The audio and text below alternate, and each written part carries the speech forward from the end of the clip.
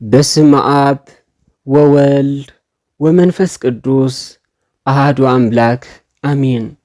ምሕረቱ ዘይውዳእ ፍቅሩ ዘይብጻሕ ሓያል እግዚአብሔር አምላኽና ንሱ እሞ ክሳብዛ ሰዓት ዘብጽሐና ዝኸበረን ዝተመስገነን ይኹን። ድንግል ማርያም አዴና በማላድነታ ትድግፈና ስላሴ ብዘኽበርዋ ክብርን ምስጋናን ይብጽሐያ። ኩሎም ቅዱሳን በቲ እግዚአብሔር ዝሃቦም ክብሪ ዘኸበሩን ዝተመስገኑን ይኹኑ። ሰላም እዚ ድምፂ እዚ ትሰምዑ ዘለኹም አብ ዘለኹምዎ ከመይ ኣለኹም? ብምሕረት አምላኽ ሰላም ክትህልዉ ትምኒት እዩ እምበኣር ናብዛ ተኸታተሊት ዛንታ ሓምሻይ ክፋል ይቕረ ግበርለይ ከሕልፈኩም። ጸሓፍን ተራኽን ዲያቆን ሄርሞን ቴድሮስ። ላይክ ብምግባር ጀምሩ።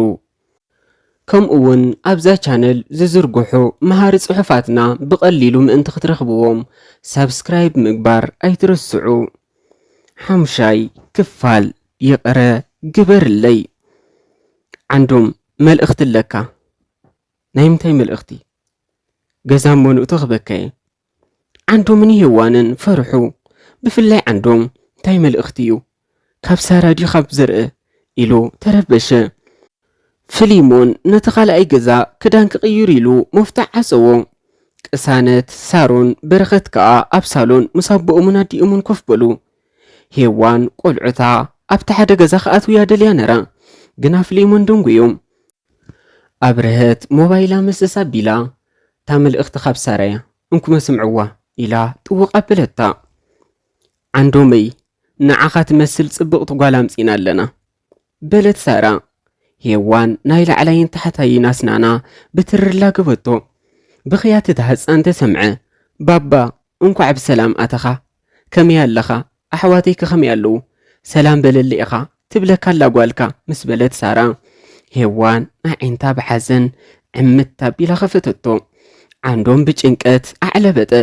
ሳሮን ክትበኪ ቁርቢ ተሪፍዋ።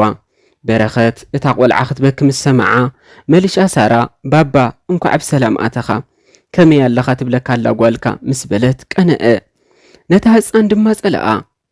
እውይ ጓለይ በቃ ጥወት ተፈትላ ሳራ። ንባባ ኽዲኽ ናፊቕክዮ ዘጓለይ ክመጽ እዩ ክዳን ሒዘልክ ክመጽ እዩ ሽዑ ትሕቁፍ ከተብሉ ኢኺ። ሳሮን ነታ ሞባይል ካብ ኢዳ ብርህት መንጢልኪ ስብራ ብልያ መጻ። ዓንዶም መጠመቕየ ዝኸውን ንዓይን ንጓልካን ክዳን ሒዝካልና ክትመጽእ ኢኻ። ከመይ ዓይነት ክዳን ሒዝካልና ክትመጽእ ኣብ ብርህት ክትነግረካያ። ብሰላም ተመለሰና ትብለካላ እዛ ምጭውቲ ጓልካ። እስከ ኸዓ ምስ ኣሕዋታ ኸንኳ ሽም መሪፅካላ ምጽኣ ኢኻ ኢላ ሳራ ዘረብ ኣወደአት። ኣብርሀት ናብ በዓል ዓንዶም ኣቕሪባታ ዝጸንሐት ሞባይል ስሕባ በለታ። ናብ ኩሎም ድማ ጠመተት እሞ እቲ ዝሰምዕዎ ድምፂ ካብኣ ከም ዝወፀ ኣመናጸለ እዋ። ሎሚ ተምፅእ ጽባሕ ይምጻኪ ኢላታ ሄዋን ተሲኣ ናብ ሽቓቓ ትወት። ኣብርሀት በሉ ኸይደ ኢላቶም ወፅያ ኸደት። ፍሊሞን እቲ ካልኣይ ገዛ ስለ ዝኸፈቶ ሳሮን ኣብኡ ኣትያ ብኽያት ተተሓሓዘቶ። ዓንዶም ነታ ናብ ሳራ ዝኸደላ መዓልቲ ዘከራ እሞ ሸዓ መዓልቲ ሞት መሓሸን ንነሩ በለ። ዓንዶም ብኽያት ሳሮን ጓሉ ኣብ እእዛኑ በጽሖ። ቅሳነት ንሳሮን ከደታ። በረኸት እውን ደድሕሪኣ ሰዓበ። ፍሊሞን ካብ ኣቡኡ ፍንትት ኢሉ ገጹ ኣሲሩ ኣእዳው ጣሚሩ ባይታ ይጥምት ነበረ። ሄዋን ኣብ ሽቓቕ ኮይና ድምፃ ሰዊራ ትነቢዓ ነራ። ሳሮን ሓፍተይ በጃኸ ስቕበሊ ኣይትብከይ በለታ ቅሳነት። ሳሮን ዝደፍኣቶ ርእሳ ከተቕንዖ እንዳፈተነት፣ ሳሮን ግን ከተቕንዖ ኣይደልየትን። በረኸት እውን በጊድኡ በኸየ። ቅሳነት ንጸጋማ ተጠወየቶ ርእሳ። በረኸት ድንን ኢሉ ክበክር ኣየቶ። በረኸት ሳሮን እንታ በጃኹም ስቕበሉ። ቅሳነት ምስማዕ ስለ ዝኣበይዋ ነዲኣ ኳሓኳሓታ። ሄዋን ገለ ኣሰር ነብዓት ኣብ ገጻ ኸይርአ ምእንቲ ገጻ ማይ ተሓጺባ ማዕጾ ኸፈተቶ። ዓንዶም ቀስና በለ ኣዒንቱ ናብ ሄዋን ለኣኸን። ኣብ ገጻ ናይ ጓህ ኾነ ናይ ሕርቃን ስምዒት ስለ ዘየንበበ ኣዕሚቑ ዝተንፈሰ። ተመስገን ኣምላኽ ድማ በለ። ቅሳነት ነዲኣ ተሰኣትላ።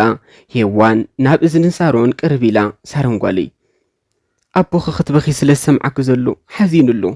እንድሕር ናበኹኹም ኩሉ ግዜ ተሕዝንዎ ተኾይንኩም ወርሒ ኸይገበረ ከሎ ክኸይድ ይኽእል እዩ ሳሮን ንብዓታ እናሓበሰት ቅንዕ በለት ሄዋን ንብዓት ጓላ ምስ ረኣየቶ ንብዓት መፃ ብኢዳ ገራ ንብዓት ጓላ ፀረገቶ ናብ በረኸት ጥውኢላ በረኸት ወደይ ንዓና ምእንቲ ክትሕርቕ ኢላ ከምኡታት ኢላ ዝተዛረበት ንሕና ከዓ ክንሓርቕ ክንበኪ የብልናን ባባኻ ከዓ ናብኹም ተሕዝንዎ ስለ ዘለኹም ዘምፅኦ መዓልታት ከይወድእ ከሎ ክምለስ ይኽእል እዩ ስለዚ ትብከዩ በረኸት ወደይ ቅንዕ መብል ቅንዕ በል ዝወደይ በረኸት ቅንዕ በለ በረኸት እውን ካብ ናይ ሳሮን ዘይውሕድ ንብዓት እዩ ኣፍሲሱ ነሩ ሄዋን ኪድገጽካ ተሓፀብ ዝወደይ በለቶ ክትበክ እንዳደለየት በረኸት ናብ ሸቓ ከኣቱ ዓንዶም ረኣዮ በረኸት ድማ ናብ ኣቦ ጠመተ ኣብ ማዕጓጉርቱ መንገዲ ይመስል ኣሰር ገዲፉ ዘፈሰሰ ንብዓት ወዱ ምስ ረኣየ ዓንዶም ብኹናት ከም ዝተወግአ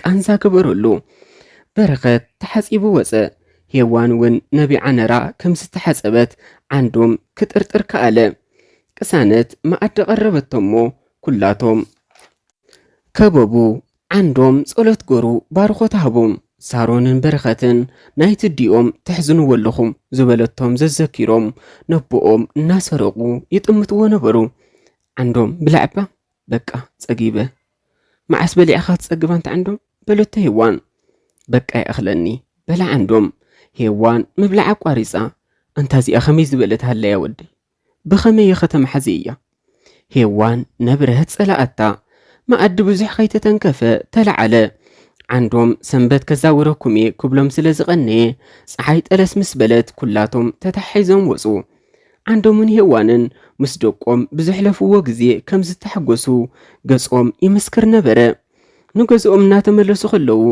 ባባ ኣቤት በረኸት ወደይ በረኸት ኣዲኡ ዝበለት ተዘኪሩ ካሕቶ ዝሓሰቦ ገደፎ በረኸት ወደይ ኣቤት ባባ እንታይ ደኣ ስቒልካ ዳሓን ባባ ገዲፈየ ኣለኹ ክትሓርቕ ከኣይደልየካኒ እንታይ ኮይኑ ክሓርቕ ደኣ ምስ ሓተትኩ ኳ ክትሓርቕ ኢኻ ኣይሓርቕኒ ሕተተኒ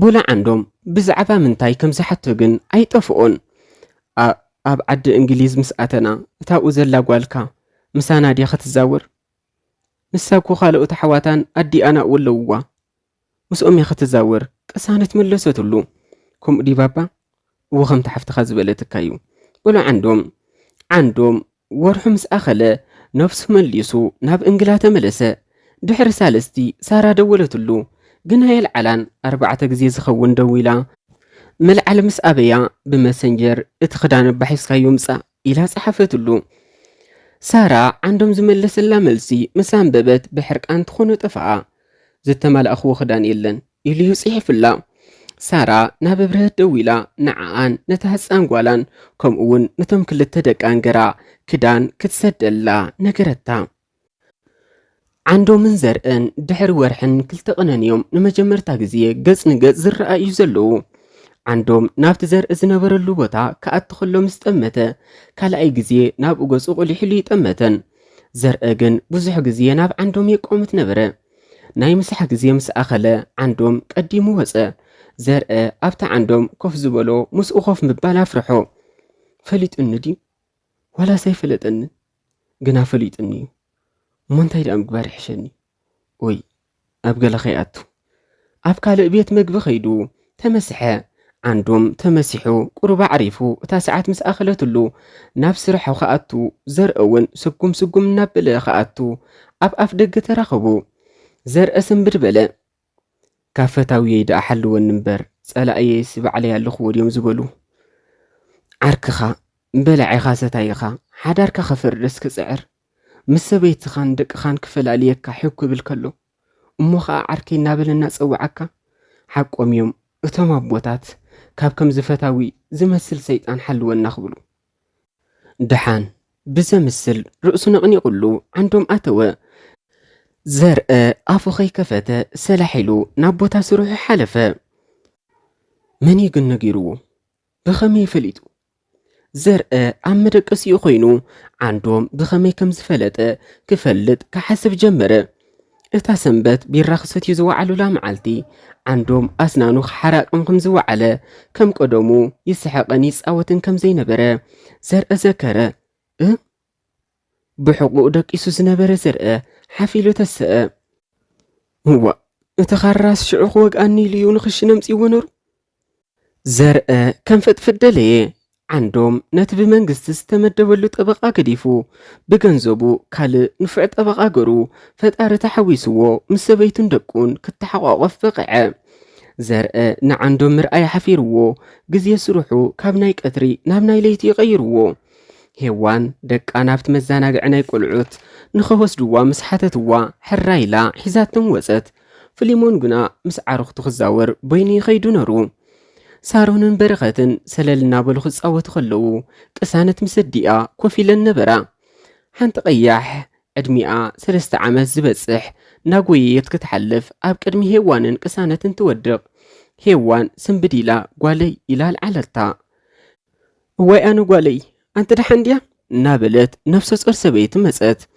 ሄዋን ክዳንታ ቆልዓና ነገፈት ቡዱንና ኮይና ደሓንያ ኢላ መለሰትላ እስከል ክትምኒት ጓለይ እታ ነፍሰ ጾር ኣብ ጎኒ ሄዋን ኮፍ በለት ሄዋን ድምፂ እታ ነፍሰ ጾር ትፈልጦ ኮይኑ ተሰምዓ ቀስ እናበለት ኣዒንታ ናብታት ነፍሰ ጾር ጠወየተን ሄዋን ብድድ በለት ኣንቲ እዚ ክኸምን ይኸጠኒስክዮ ቅሳነት ሓፊላ ምስ ኣዲኣ ተጸግዐት እታ ሰበይቲ ሳራ ምዃና ድማ ቀልጢፉ ተሰቆራ መፅያ እኳ ሰሚዐየ እንኳዕ ብሰላም መጻኺ በለታ ሳራ ንሄዋን ናይቲ ዝቐደመ ዘይኮነስ ናይቲ ሕጂ ተጠኒሱ ዘሎ ኣመና ሕርር ኣበላ ሕንቕ ኣበልያ ድማ መጻ ሄዋን ስምዒታታ ተፃዊራ ኣንቲ እዚ ክኸመን ይኸጠኒስክዮ ኢላ ደጊማ ሓተትታ ካብ ሰብኣይ ኢላ መለሰትላ ሳራ ቅሳነት እዚኣ ትምኒት ሓፍትኸ እያ ሰላም በልያ ብለታ ሳራ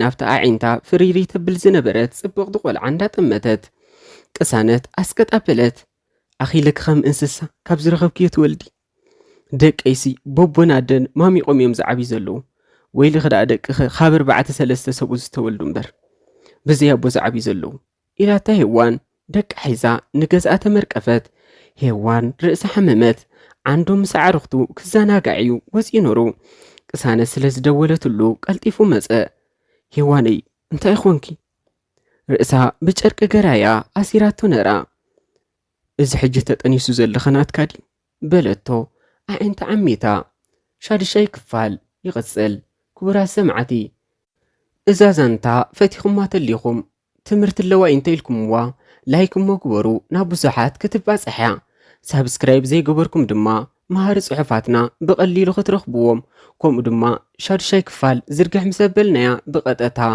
ክትመፀኩም ምእንቲ ሳብስክራይብ ግበሩ ሃናፂ ኮመንትኹም ነቐፌታኹምን ኣቦታ ኮመንት ክጽበየ 6 ክፋል ሒዘልኩም ክሳብ ዝመጽእ እግዚአብሔር ኣምላኽ ሰላም ይቐንየና ስብሃት ለእግዚአብሔር ልዑል ወለወላዲቱ ድንግል ወለመስቀሉ ክቡር አሜን።